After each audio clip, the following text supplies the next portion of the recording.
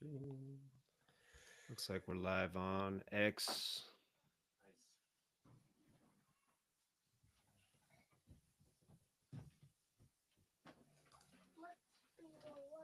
Looks like we're live on YouTube.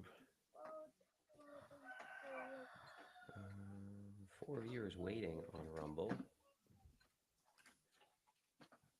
Still saying waiting for stream there. Boom, boom, boom, boom, boom.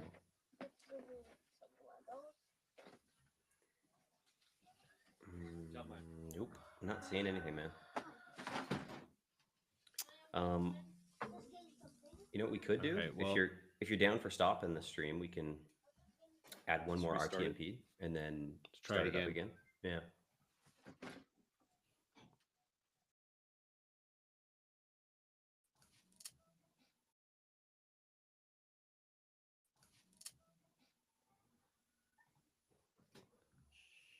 All right, looks like we're live on X.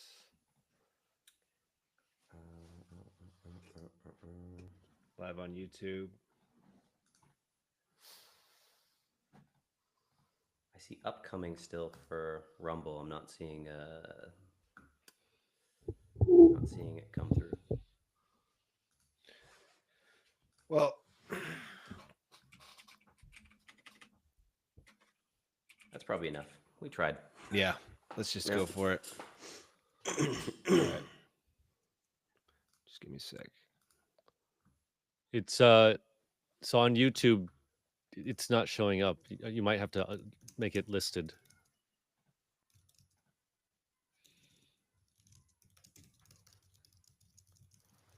It's not showing up on YouTube. No. I can log in too. I see if I can.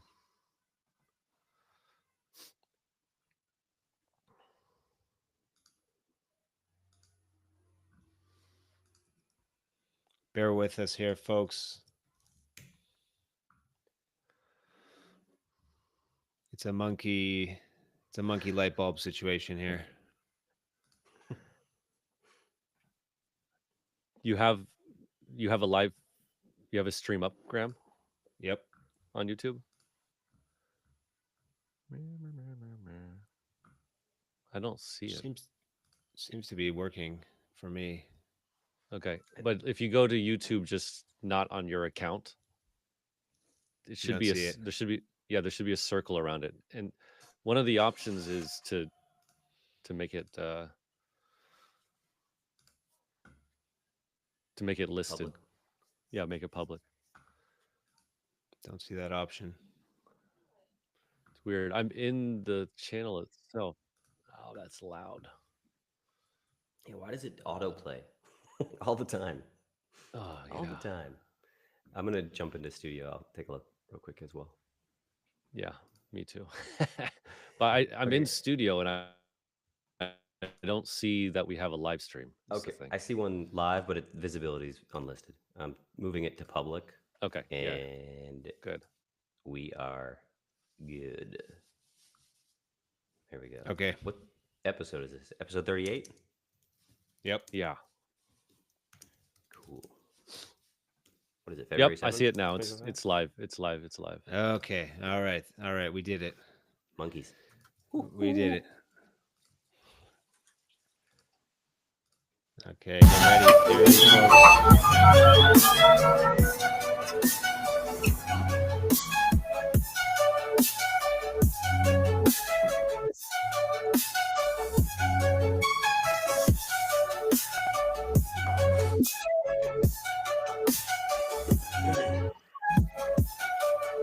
Yeah.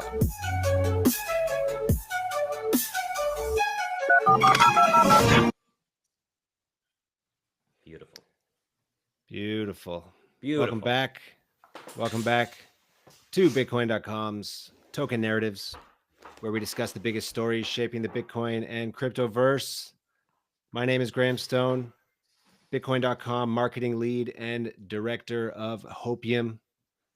I'm joined as usual by news and research lead and chief voice of reason, David Sensel.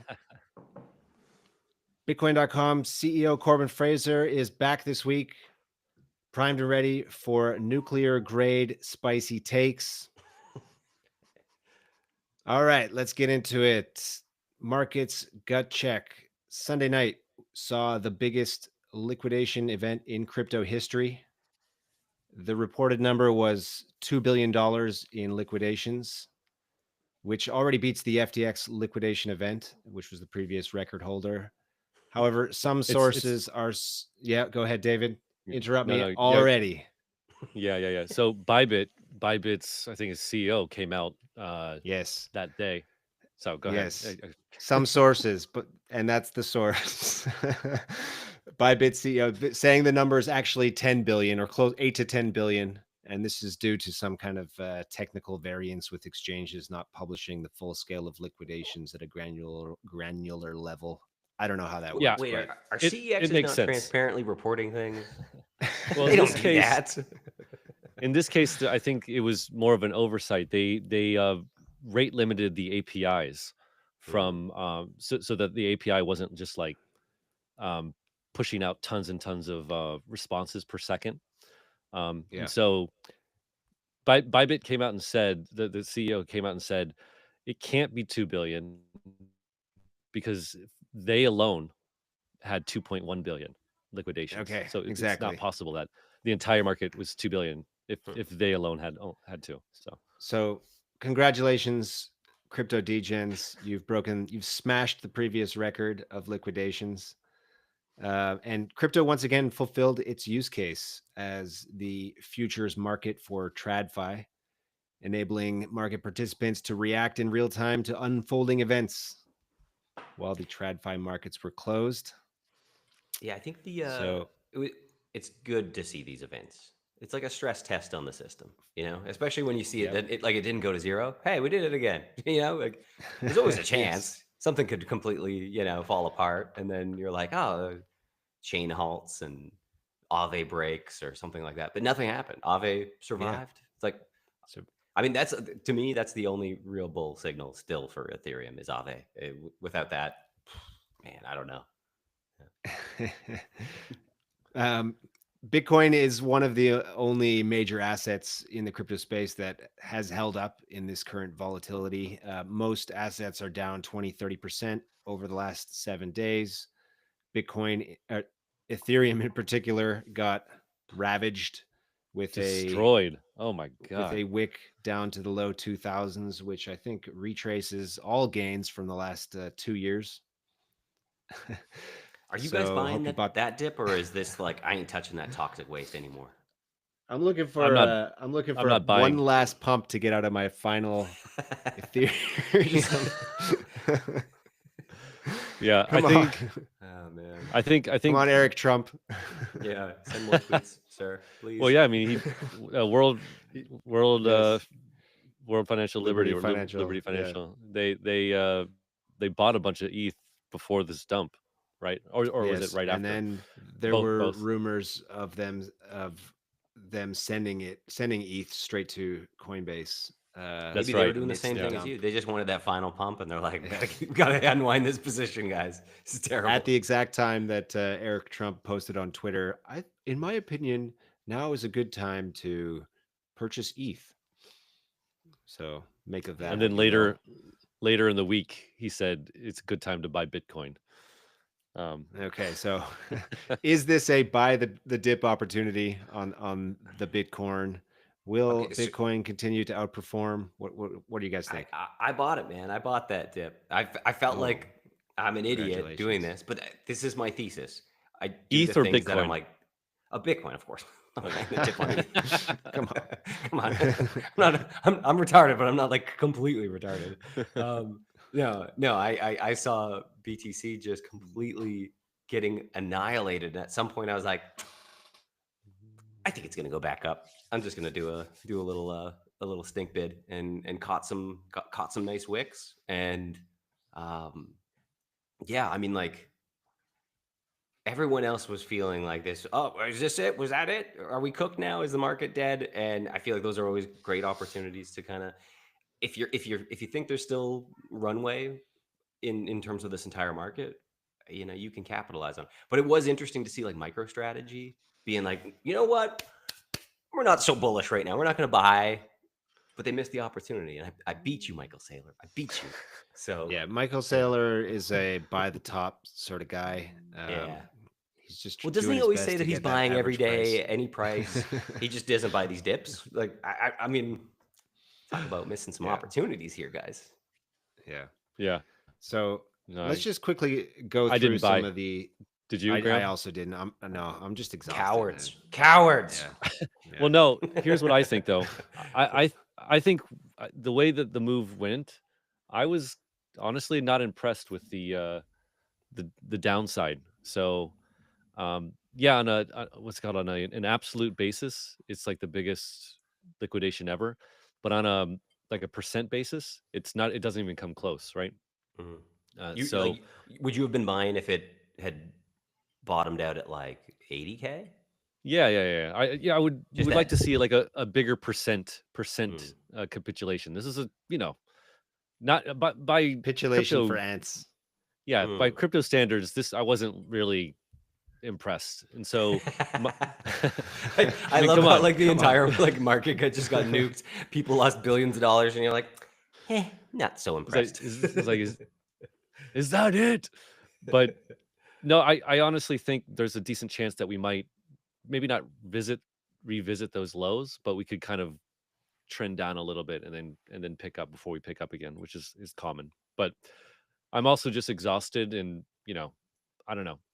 I'm not Yeah, I but caught yeah. a bit of the last week's episode. It sounded like everyone's feeling kind of like we're in this weird cycle of just what the f is going on. It's a little Well, bit, yeah, yeah, we're going to get into exhausting. that more this week, but Yeah, like the whole tariff situation made me even more exhausted and all yeah, these like exogenous events. yeah. It's incredible. Before we get into the tariff stuff, I just want to do a little recap of some of the basic bullish things for Bitcoin. Okay, so um, this week we had a South Dakota representative, this guy named Logan Manhart, wonderful name by the way. Good And lord. he said, quote, "It is likely South Dakota will be the first state in the nation to pass a Bitcoin reserve bill." Now he's the guy proposing the bill, so whatever, it's PR for his bill. But okay, that's interesting. South Dakota, possibly, this guy's calling it. It's going to be the first one to hold Bitcoin on the balance sheet. Okay, that's one thing. Another thing, another bullish point here we have is that there seems to have emerged a second prong of the Bitcoin reserve conversation, and that is that there's now this talk of a sovereign wealth fund. Okay, so it hasn't been established yet. It's been proposed. Uh, they've got, I don't know, 90 days or something to like do something about this. It's an executive order that requires them to look into it. Okay, so and the there's talk of Bitcoin being held in the sovereign wealth fund, and it's on this note. It's we have to note that the Secretary of Commerce, well, he's not yet, but he's likely to be confirmed. Howard Lutnick is a Bitcoin holder. There was a video floating around where he's quoted as saying that he has, quote, hundreds and hundreds of millions of dollars in Bitcoin, in exposure to Bitcoin, and it will be billions. This is the guy, CEO of Cantor Fitzgerald. This is the guy who's going to be like making the decisions about what goes in the sovereign wealth fund if it actually happens. Okay, so now there's two Perfect. paths That's great though, isn't for it? Don't we yeah, want that? yeah, Isn't that good? Like this is yeah. the same thing as On like what I'm saying Elizabeth is Warren just trading her bag, right? It's like yes, exactly. it's So Bitcoin. I'm just recapping some of the basic bullish points here for Bitcoin in the big picture here. And so now we have two ways that the US may hold Bitcoin. There's the strategic reserve and now the sovereign wealth fund. But isn't the language in all of this not explicitly Bitcoin? Isn't that what some of it was rubbing some Bitcoiners the wrong way this week, right? Like Yeah. none of this language specifically says or exclusively says, "Oh, this is for Bitcoin," right? It was like digital assets, crypto assets, stuff like that. Yeah. So I might be too much of a XRP. multi-chain maxi, but I'm kind of like I'm okay. I'm okay if they want to hold some random alts and stuff, as long as it's not like if they're not, as long as they're not putting Trump meme coin on the treasury, like it's probably the only that would be where I'm kind of that's the line in the sand. Is like I don't know if we need meme coins in it, but like if you have some crypto tech alts that provide some utility and have a different way to skin the cat, sure, why not? And if it's American based, I get that. It's kind of I don't know. I don't have a problem with that. I think the people that are really upset about the alts are probably more upset about XRP than anything because I think there's just some questionable there was a questionable launch. There's just some uncertainty around that asset specifically for the Bitcoiners. But I think I don't like my guess is people wouldn't be crying if it was Solana being held, or if it was even Ethereum being held, or if it was, I mean, even Cardano. I don't think people would be that upset. But I think it's just the XRP one that seems to get everyone's panties in the knot. Yeah. Yeah, I mean, I agree with you on that, Corbin, especially with the stories coming out about how XRP leadership is um, kind of really working at getting in uh, nice politically. So Well, it it would just seems like seem they're to be, lobbying the hardest, right? Like yeah, exactly. There you they've go. got the most, say, I don't know, like political clout to push or something like that. Where, yeah, you don't. I'm sure, I'm sure there's people in the Solana community that are also kind of banging their drum and trying to talk their book to the powers that be that are potentially deciding what assets could be held on this thing. But I suspect nobody is banging the drum harder than XRP Nation, and maybe that's the thing that kind of bugs people. Um, Man, yeah. I think you know what I'm looking forward to, honestly, is the Bitcoin conference in Vegas. Like, imagine this. So we get a reserve of some kind, but it's not exclusively Bitcoin. I want to be at that conference and see the reaction to, I mean, you know what I'm talking about? I want to see the reaction. It'll be, I mean, obviously it'll be happy, but I imagine it'll be mixed. But it would, man, I can't wait to go and see that. Yeah. All right. There's one other point that I want to bring up before we move to the rest of the discussions and around tariffs and other topic. And this is something that was brought on my radar by an article written by Bitcoin.com news OG Jamie Redmond, where it's noting that the Bitcoin held on exchanges has basically fallen off a cliff and is in continued decline since November. We're like at all-time lows here for as long as this chart goes back, which is 3.5 years, I think. So what this means is when Bitcoin is off exchange, I think it means two things. One is people are just they're putting it into cold storage. They're not looking to sell right here. They're waiting. They think the top is far from here. That's another one. And the other one is it's held by institutions, which is not on exchange. Okay, so like in ETFs, I guess. So this is interesting. I think this is a pretty bullish data point. Um, things are looking good. Any Yep. thoughts on this one? Yeah. I mean, this is always, it's not like, how do you say? It's an indicator that should reassure you along with other indicators. And when this starts to turn the other way, you should start being more cautious, right? Absolutely. Yep.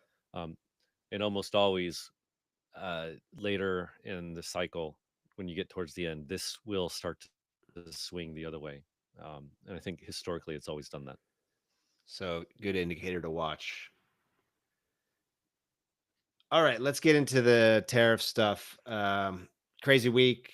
Trump, of course, threatening tariffs on Mexico and Canada, 25%. China. Both countries and China, we could talk about that as well, but both Canada and Mexico immediately rolled over, I mean, acquiesced. Canada took a little while. Let's be honest. There was a lot of Yeah, like, well, there was some bluster. Took like a day. Took like a day. yeah. It was weird though, man. Canadians are fucking weird. Just man.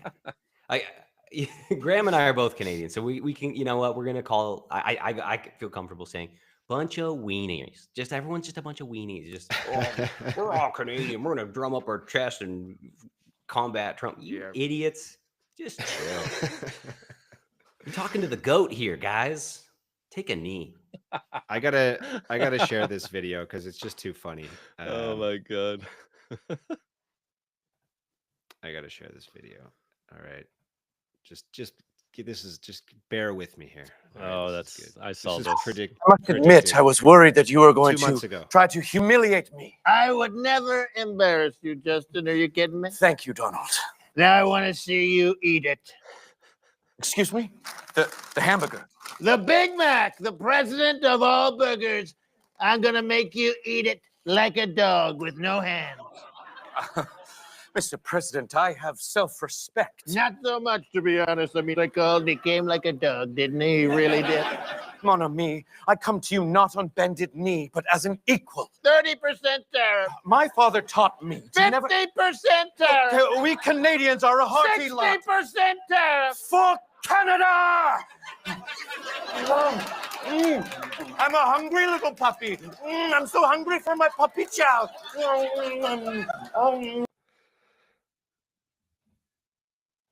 I don't like Justin. Okay. Trudeau. Yeah, and I think that's how it went down. it did because there's a tweet from Justin Trudeau about 24 hours after this whole thing kicked off, where he says, let me see if I can pull it up. Exactly. He says, just had a good call with President Trump. Canada is implementing our $1.3 billion border plan, reinforcing the border with new choppers, technology, and personnel, enhanced coordination with our American partners, and increased resources to stop the flow of fentanyl. Nearly 10,000 frontline personnel are and will be working on protecting the border. So, yeah. And so what happened here is the tariffs have been postponed for a month. Just they hit the pause button. But it is weird. It is weird that we've got this, like, he's our prime minister, but he's put in his notice that he's retiring, that he's stepping down, but he's still somehow in charge of negotiations. Meanwhile, you've got the Conservative Party of Canada, who are supposed to be somewhat more right-leaning, and they're kind of libby. They're somewhat lefty as well. And they're, doing the same thing. They were beating the same drum. Oh, we're going to be the big tough guy. We're going to tariff the tariffs, and we're going to, you can't bully us. We're Canada. And it's just like, I don't know, man, that whole Conservative Party, bunch of neocon wieners as well. They're not doing anything differently. Pierre Poilievre, however you pronounce his stupid last name. He's a weenie as well. Canada's just got a bunch of weenies. We need like a good, strong governor take on that 51. That's what I want to see. I want to see this thing just disintegrate. I want to see like accelerationism, just drive it all the way to completion as quick as possible. Yeah, I was in Canada's announcements. I was also some of the people I follow online happen to be afflicted with the disease called being Canadian, and they were talking about how, like, oh, I hope this will drive Canada to fight against the tariffs in an economic way, opening up our natural resources again, getting to our rare earth minerals and all this kind of stuff. And none of that happened yet. It's very disappointing. I mean, like, I think one of the things, at least this is what I've heard, is that Trump wants Canada to do, and this is kind of an attempt at doing it, cajoling them to do it, is, yeah, start opening up those, start reinvigorating your oil industry and get back into the natural resource game on the world, on the world stage. Does anyone think this is actually about fentanyl? No. Yeah. It's the art of the deal, baby. It's the art of the deal. So what is it actually about? What's the plan? If I was to guess, what's the end game? If Yeah. I was to guess, it's some sort of North American union. I don't know if that means like actually like US expanding its borders, or if it's perhaps more along the lines of just like better free trade agreements that extremely benefit the United States, where it's kind of like everyone's been how do I say this politely? Everyone has been on the teat of the United States government. You know, everyone's been just sipping that little milk, you know, and it just seems like Trump finally came up and said like, "Hey, get off my breast." Oh, You got to start chewing your own food. You know. I'm sorry. Yeah. You froze at the most amazing time there just now. Sorry, calm the internet, Corbin. guys. yeah. You No said more milk. this is Get off my breast. Corbin. Yeah. I was saying, get off my breast and no more milk for you. Chew your own food. Sorry, calm the internet, man. They're always spying. I love it. I love it. I agree. So I have a bunch of anecdotes about this week, and we can get into the actual meat of it. But one of the things was as I feel very similarly to Corbin, and I know a lot of like fiscal or economic conservatives have felt this way for a long time. That that America has been, we have all these allies, all these friends that actually are not being very friendly to us. They're it's not a how would you say, it's not a productive relationship, right? All the money and the diplomacy and everything goes one way, as in from America to them, and then they say things like we're friends with America, and then they stab you in the back. They have like little petty economic wars with America, like little flies or mosquitoes, just like kind of poking you. And America has just put up with it for a long, long time. And this includes Canada and Mexico. And so, So I'm um, not sure if it's actually that the external, say, countries or regions are necessarily to blame. It's kind of like, I mean, of course they are. There's some advantage being taken for sure, but I think it's also been a lot of the liberal government and the just say last 20 years of policies have primarily been to just buy buy people off. You know, you're and it's sort of like the devouring mother who's just, we want to look after everyone. We want to look after the whole world. So how can we look after the world? Well, we'll pay them off. We'll buy them. We'll give them money, and they'll depend on us. If they depend on us, they can't hurt us. And then we always have these agreements, and it just became this like, like if you were a parent and you had, I don't know, 18-year-old kid and you want them to succeed, but you're just constantly topping up their bank account and they're just constantly doing stupid shit with your money, and you're like, what are you doing, man? You got to get a job, but you keep paying the bill. At some point it just becomes like a problem where the kid doesn't learn to grow up. And I think this is kind of what we're seeing. It's like everyone's been kicked out of the house. You kicked out of the house, you figure it out on your own, and you start, if you want help, great. You want to come home? Great. But you got to pay rent. yeah, I mean, to use this to continue with that analogy, which I think is pretty good.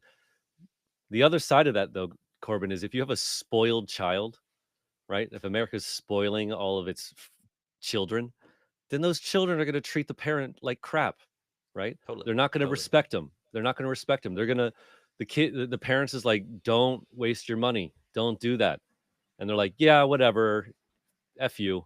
And then they do it. Like, so for example, this is shown, a Canadian crypto guy said this earlier in the week. He was like, 2023, Canada basically instituted a mini little trade war with America, right? So the economy wasn't doing well.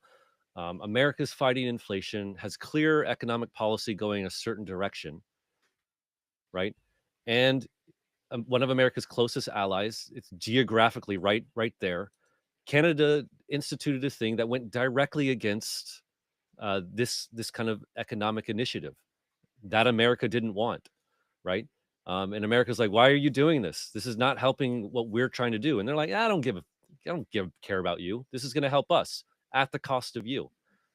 So I mean, that was last year. I don't see anybody, saying anything, and all these liberals are like, "Oh, how can you treat your allies so poorly? How can you like make your allies economically weaker?" It's like, dude, and these kinds of things have been happening for a long, long time. Actually, on that note, Again, there was a speech that Pierre Poilievre was giving during this whole trade war. The day and a half of banging the drum, and him and the Conservative Party came out to say, how could they do this to us? It's unjust. It's unjust what America is doing to Canada. We're their closest allies, and we're their best friends. And it just made me be like, ew. You can't say a country is a friend. Like, I can have individual friends. You guys might be my pals, but like I would never. A country doesn't have friends. A country has allies. Let's keep this. yeah, Quit with the touchy feely emotion crap. It's just like exactly. so unprofessional, and it's so it's a complete lie at what this type of like relationship is between like international negotiations. There's no friends. There's just like Yeah. something different. There- There's no friends and there's no arbiter. There's like no parent to go to when you get to the national level. It's just a bunch of kids in a playground, and you have the biggest bully, biggest kid around. That's the guy. That's who's boss, basically, right? Like there's no. Realpolitik. um. I have you guys heard this Wait. theory? Yeah, go ahead. Go ahead. Go ahead. I wanted to play a funny YouTube clip. That Do was it sent first. by. This is from the what's his name? Milkshakes, Markets and Madness. What's his name? I always Oh forget his yeah, name. He yeah. released this. Brent. He said this. Something. Brent Johnson, yeah, Brent Johnson Yeah. said this is kind of how he sees the situation, and I actually agree with him. This is quite good, and I just thought I would play it. Um, it's a 2-minute thing, so hopefully it'll be okay. Let's see.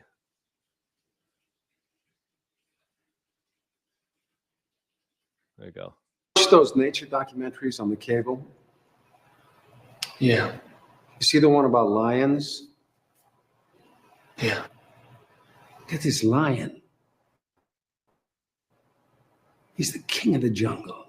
Huge mane out there. He's laying down under a tree in the middle of Africa. He's so big. He's so hot. He doesn't want to move. Now, the little lion cubs, they start messing with him, biting his tail, biting his ears. He doesn't do anything. The lioness, she starts messing with him, coming over, making trouble. Still, nothing. Now, the other animals, they notice this, and they start to move in. The jackals, hyenas, they're barking at him, laughing at him. They nip his toes and eat the food that's in his domain. They do this, and they get closer and closer and bolder, till one day, that lion gets up and tears the shit out of everybody, runs like the wind, eats everything in his path. Because every once in a while, the lion has to show the jackals who he is. Sure. So actually, I think that's a good Christopher Walken legend.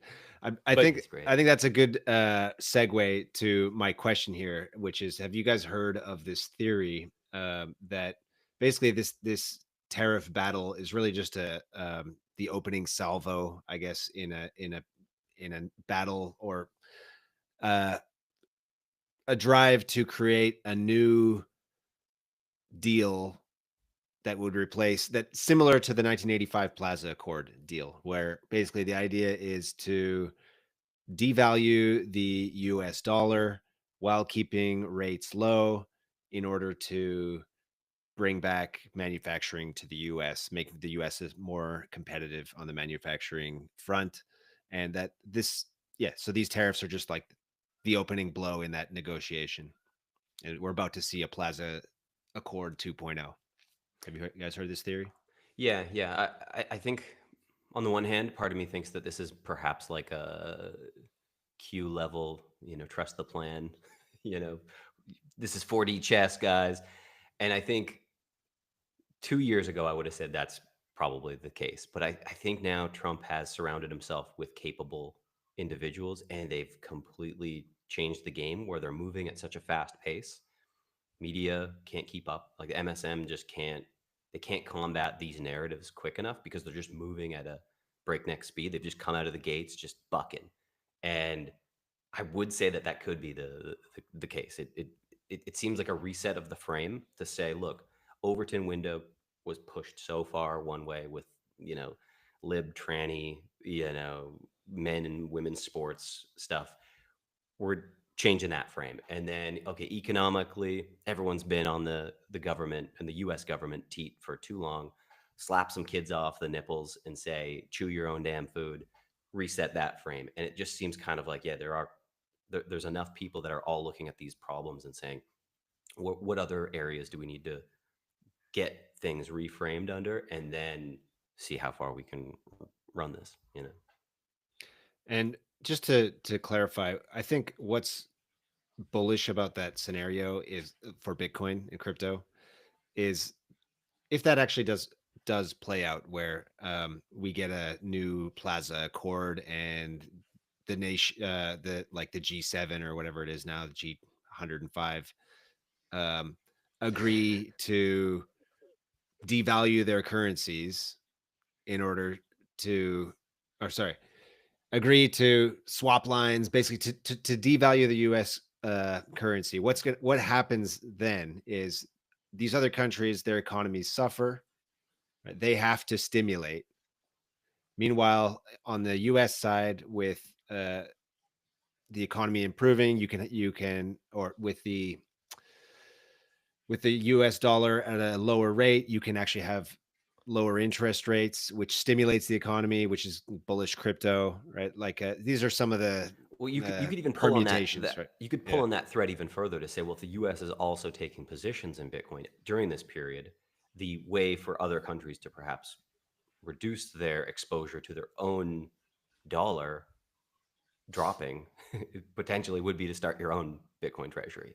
And then this plays into that theory of the front running of, if multiple countries have Bitcoin treasuries and say digital assets treasuries, there may be this incentive to try to front run each other and just keep ahead of one another and, make sure you're buying before Russia buys, make sure you buy before, I don't know, some Middle Eastern oil country starts buying. Yeah. Yeah, I mean, I coming before Trump came into office, just after he won and before he came into office, um, it was, I don't know if it was leaked or if just the people around him just said it exactly, but explicitly, but it was conveyed that he does want to see a weaker dollar, right? And that's important to him.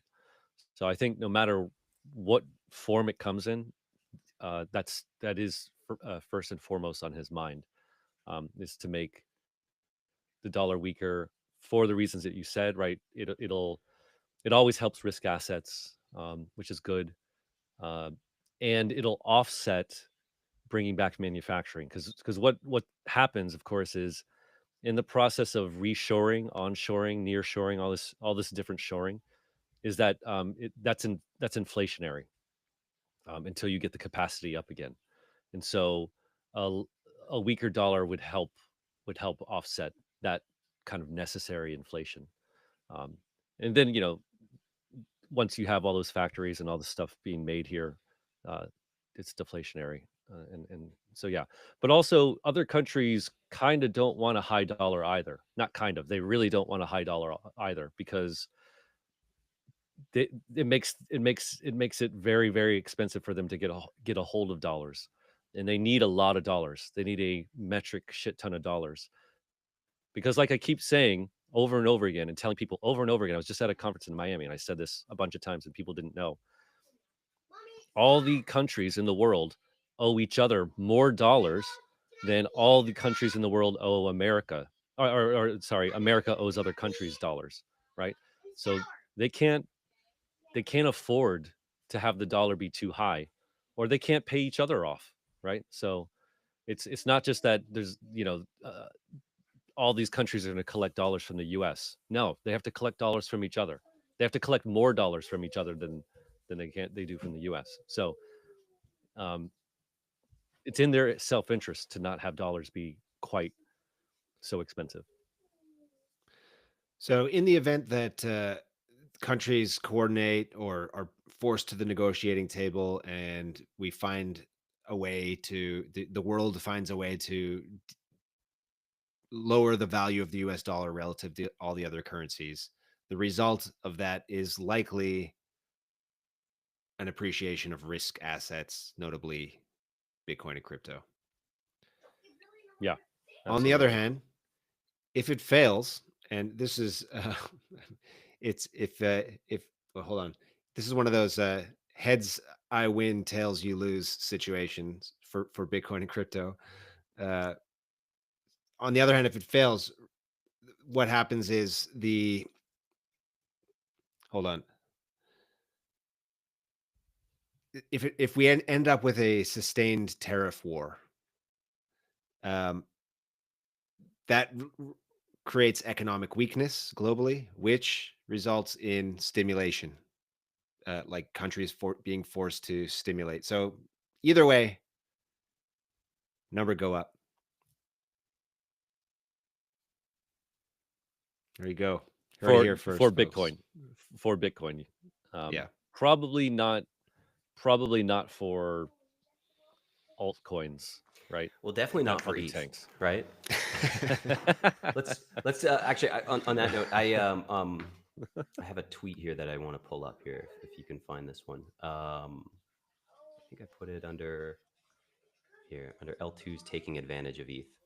So yeah, I mean Ethereum in particular was hit hard in this latest drawdown. So it wicked down to like low 2000s, 2000 US dollars, freedom bucks.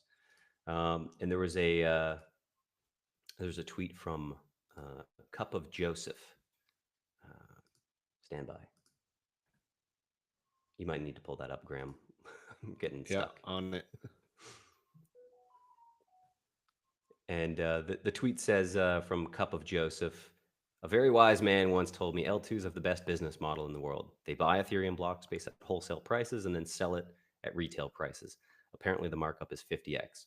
So he's quote tweeting Chunk, who's Alred Chase, and they were talking about Arbitrum, which is an L2 on Ethereum, and it was showing Arbitrum's profit in the last day. They made $1 million in a day just selling space on Ethereum because they get that retail, they get the wholesale prices and they're selling it at retail markup.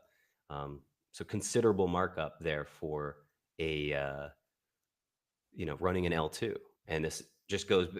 I think it kind of goes back to the tariff idea. I was talking to Andre, who we've had on here a few times, and his comment was Trump would be tariffing the shit out of L2s. And then I was asking him, well, who is the Trump of Ethereum to do the art of the deal? Because clearly they've got a terrible deal. Ethereum is, it's been struggling for a long time. And I think this is kind of a fine example of just too many people on the teat of Ethereum and not paying their way. A lot of weird allegories here. Yeah. Yeah, that's a Also, good one. I could just from hearing Vitalik talk, or not talk, but like write a lot. I don't think he likes this idea at all, which I think is a good idea. I think they should be tariffed, but he's all about like this very, I would say now a 1990s, early 2000s kind of idealism of almost like a globalist kind of thing. Like, let all the L2s, come and everyone gets a thing for free. It should be minimal. Yeah, I don't think I Vitalik is way smarter than me, so I don't claim to know half of what he knows. However, I do just random dude, third party looking in, it does kind of seem like he hasn't upgraded his software to the latest meta. And the latest meta is you're not in a DEI world. You're not in a proof of stake. We need to save the environment. The conversation around like blockchain environmental impact and carbon footprint on blockchains, those conversations are dead and moot. Nobody cares. Nobody cares at all. We've moved on. And the only people that cared were the World Economic Forum, were the Kamalas, were the Bidens, were the like the Clintons that were saying, the Al Gores of, oh my God, the oceans are rising and blockchains are contributing to it. What are we doing? That software hasn't been updated to the fact that you've got Trump in office. The game has changed, and perhaps Ethereum needs to be more reactive. Now, maybe I'm wrong. Maybe there is some sort of 20-year play that they can say, well, we'll just ride this out 8 years. It's going to swing back to woke again. We're going to go back into caring about trees and stupid fish in California waters. And, maybe they win in the end. But am I going to bet on that for the next 4 years or 8 years? No. I just would buy more Bitcoin and sell more ETH. Yeah, I do think that they maybe the thing that they've kind of misplayed, it looks like, at least like right now, is how important, at least in the short to midterm, caring about the business side of running a blockchain is. And that's what Solana obviously did well from the start. They were like, we're a business, we're in the business of making money, and this is not a charity, and we don't care how many women and minorities are on the team. We want the best and the brightest making money. All right, I got a question for you guys. I'm kidding a little bit. Bear with me. So I sold most of my ETH bags a few months ago. You did it Praise the first. Lord. You did it first. But I'm still holding on to a bit of ETH. So my question is for you guys: should I has ETH bottomed, or is it just going to keep going lower? Like, should I get out now, or is there a chance that we see a little ETH revival here? I guess that just depends if it's like relative to USDT or relative to BTC. Yeah, I was going to say that as well. I don't think ETH BTC has bottomed. Yeah, I agree. All right. Okay. Just give me a minute, guys. I'm just going to dump the rest of my. I still have ETH, by the way. I still have a bit of ETH. I got too. Yeah, well, NFTs. Yeah, I've got my ETH NFTs, and man, they have absolutely. Well, nobody's buying those. Wrecked. So you're stuck holding those. Oh, your bag holding those stupid JPEGs. I'm sorry to say. Yeah. I was gonna say though that like I think there's also this like somewhat like going back to this previous meta of proof of stake, save the world, the carbon footprint, proof of stake, all this stuff. All of that was sort of like you could even take another step further and say, well, decentralization and running this like this is not a company. You like the LARP was we're fully decentralized, or it's governance. It's not a government organization. It's not a company. Nobody's profiting from this, and all of that was sort of tied to de-risking the creators, i.e., say the Lubins, the Vitaliks, whoever else created that, and basically saying like, no, nobody's. This wasn't a company. This wasn't, this they didn't wasn't want a to go security. to jail. They didn't want to go to jail, right? So it's kind of like, reading the landscape. Okay, SEC is going after any asset that potentially stands to have or create profit for the creators, or some sort of, what was it, the Howey test was like, is there a joint company that profits off of the future sale of these assets or something like that. So I think like so much of the LARP of decentralization and the LARP of no, we're not a company, therefore we don't make company-like decisions, was sort of like done as a defensive measure against the hostility towards crypto. Now the meta's changed towards. It seems like the meta has changed. It's not legal advice, but Trump just launched a meme coin. Trump launched NFTs. It seems like SEC has laid off some people. They've kind of said we're not going to be taking as heavy-handed of a an approach as the previous administration and the previous, people. So if things have changed, maybe it's time to start running it a little bit more like a business. Now, I do still believe fully in the idea of this needs to be decentralized and bulletproof, and it can't be attacked by a single missile. Like the missile problem of like, can you just throw a missile at this blockchain and it just goes away? That would be bad. And Ethereum has done a good job at you know making it battle hardened or um, Yeah. yeah. Also, I I really mean, like the idea in general of credible neutrality. People make fun of that term now, but I think that's a good thing to strive for. That's what Yeah, I you agree. want Yeah. it for your financial rails is credible neutrality, right? Yeah, you don't want the ability for Vitalik to just wake up one morning and change the entire protocol. That would be terrible, right? You do Yeah. need credible neutrality. You need that in place. But if it's so ingrained in the culture of that blockchain, it could be shooting itself in the dick. yeah. I've said this before, and I haven't changed my mind. I think long term, it'll work, right? Like it just, but in terms of like the value that accrues to Ethereum itself, Ether Mm, itself, yeah. I just don't see it at all right Yeah, now. exactly. And Because so, people are saying like they're institutions are gonna. It's the settlement layer for institutions, right? Ethereum, but does that actually even cause the token ETH to have any value anyway?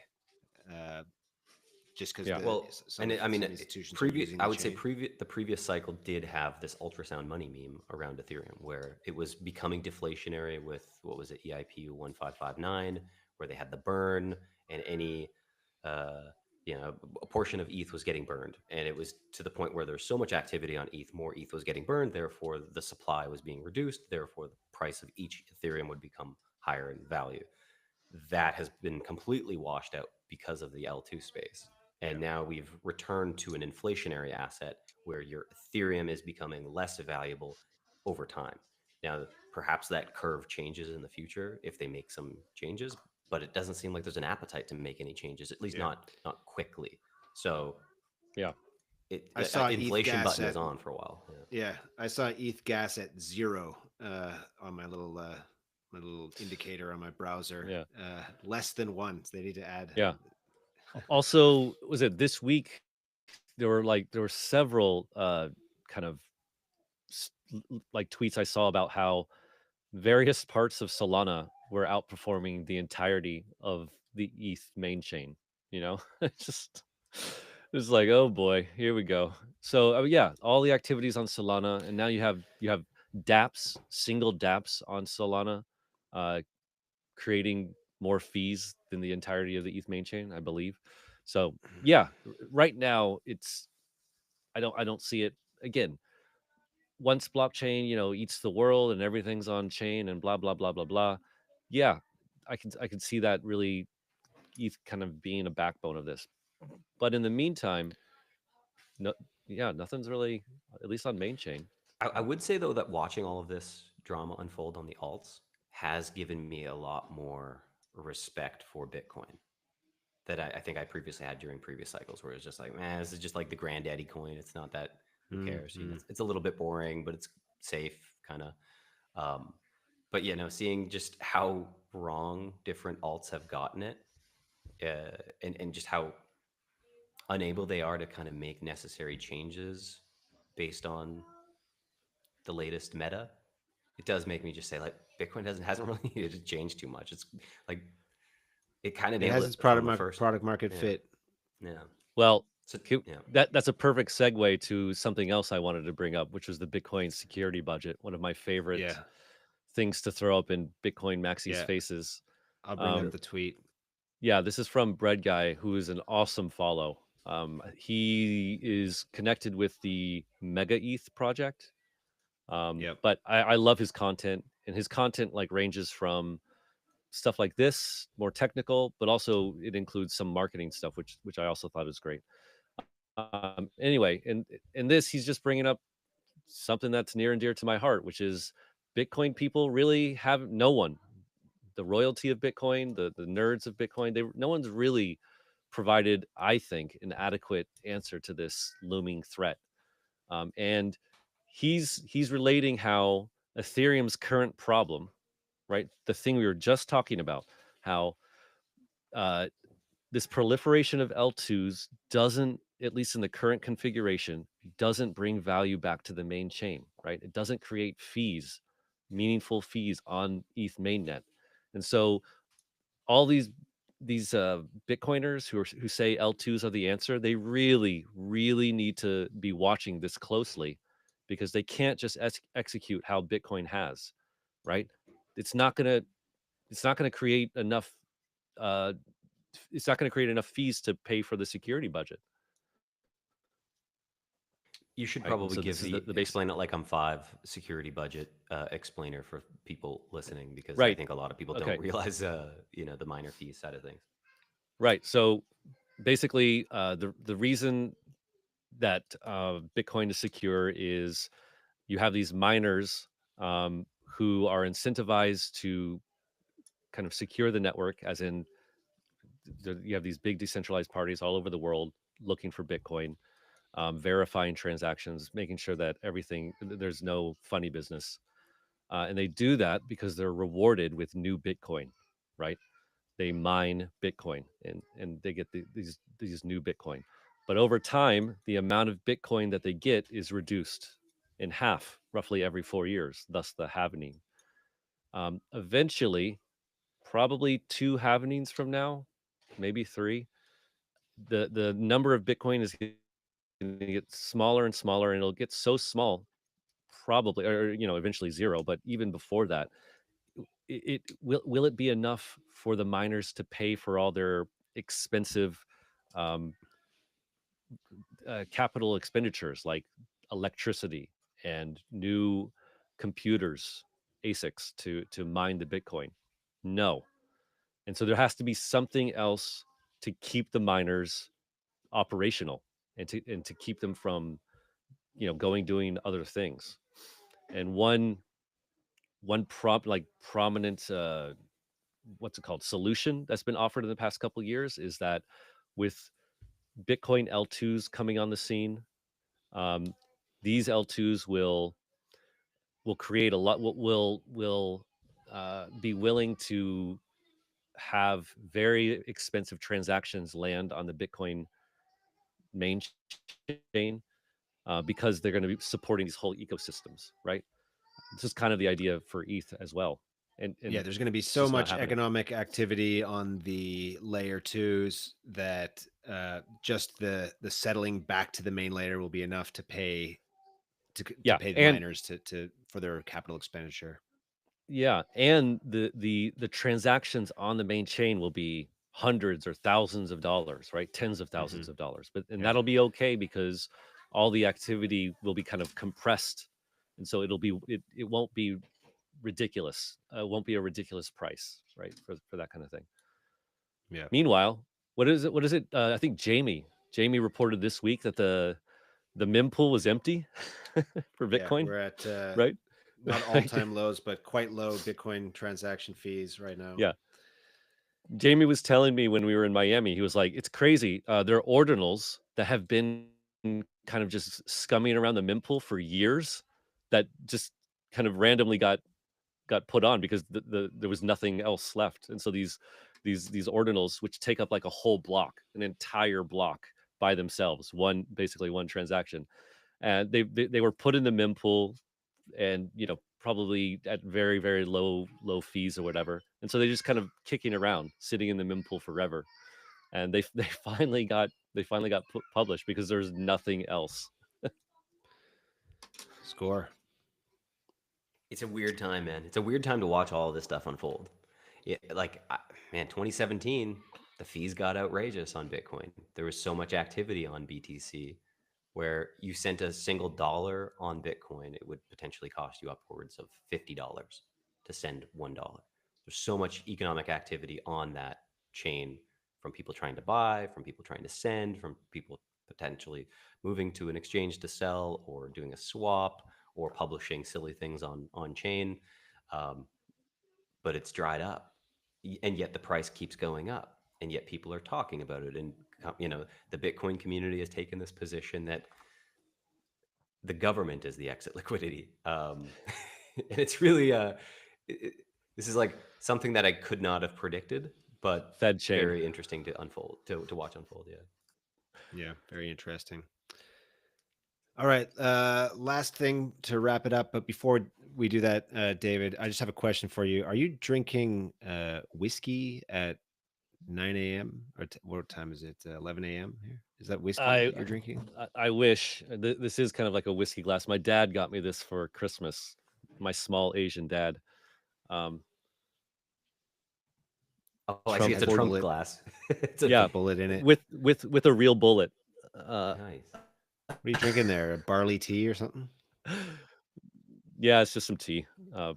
Whiskey later, maybe. All right. All right. Last little tidbit here for the week. This is something that David shared. It's a tweet from Political Math. It drives me crazy that John McAfee was like, I will never commit suicide. If I ever commit suicide, that means they murdered me. And then he committed suicide in a Spanish jail cell, and everyone was like, what a shame. Nothing to see here. I guess he was just really sad. Yeah, that was me that shared that one. I thought it was. Oh, sorry, that was you. Yeah, I thought it was funny, man. Yeah. Like in a sad way. This just kind of seems like I don't know, so many things just get black holed, and like the Epstein list, John McAfee getting murked, or Epstein suiciding. is You know, Epstein is crazy though. the Las Like, that's- Vegas shooting. You know, the Las Vegas shooting was still one of those like, nobody's dug into that one.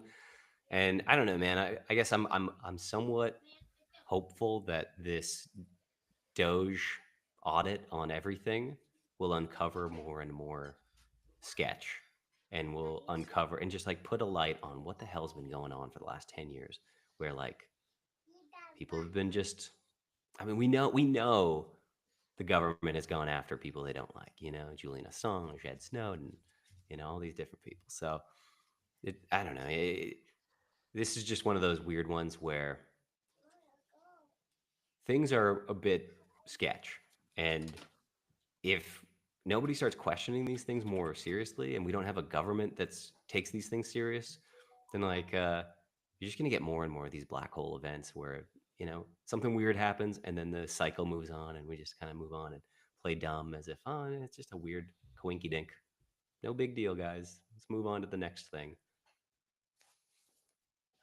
Yep. I not to end on a bummer of a note, but Graham knows this. Something that I do every week is I listen to all of the like hard liberal leaning shows like Jon Stewart and what's his name, John Oliver, and a couple others, just because I want to get a barometer for how the other side's doing, and I did it all during the Biden years, and I was very eager to do it now that Trump's in office, and to me it's just depressing, because as you say, Corbin, I'm pretty excited about Doge and all this kind of stuff, and then the way it's being spun on the other side though is like this is a totalitarian takeover. You see, we told you that Trump was Hitler, and we were right.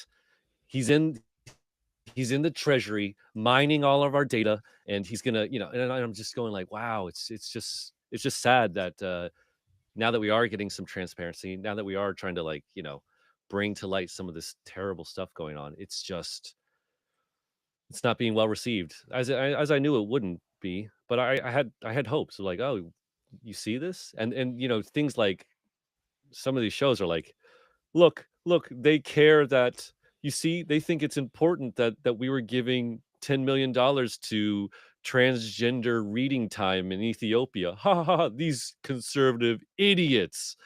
And I'm going like, what? Huh? Yeah. I'm like, what? I think we need to hard fork society, man. There's just too many morons. The level of retardation that has hit humanity. We need another planet and start just dispersing. Well, I'm heading to Ethiopia to do a little transgender reading, so I'll let you guys know how that was, or if they ended up cutting the funds or not. On that note, let's wrap it up here, ladies and gentlemen. Thank you so much for listening. We'll see you next week on Token Narrative.